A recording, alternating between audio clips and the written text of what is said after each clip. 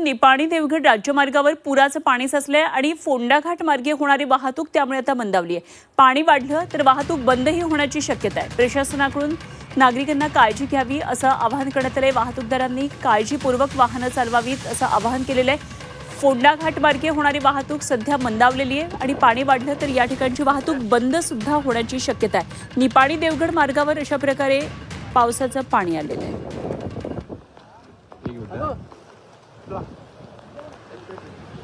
कोल्हापुरातून पावसाचे हे अपडेट आपण पाहतोय। निपाणी देवगड राज्यमार्गावर पुराचं पाणी आलेलं आहे आणि फोंडाघाट मार्गावरची वाहतूक त्यामुळे मंदावलेली आहे।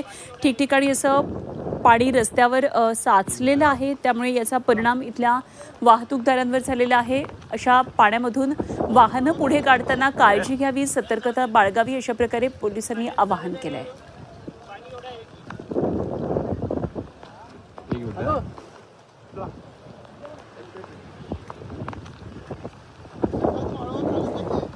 तर संपूर्ण महाराष्ट्रभर सध्या पाऊस आहे। आपण काही वेळापूर्वी कोकणातली काही दृश्य पाहिली, आता ही कोल्हापूर जिल्ह्यातले निपाणी देवगड मार्गावर अशा प्रकारे पुराचं पाणी रस्त्यावर आलेलं आहे आणि फोंडाघाट मार्गावरची वाहतूक त्यामुळे ठप्प झालेली आहे।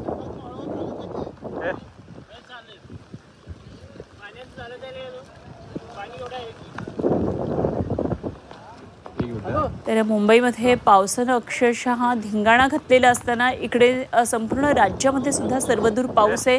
अनेक ठिकाणून पावसाची दृश्य आपल्यापर्यंत पोहोचतात।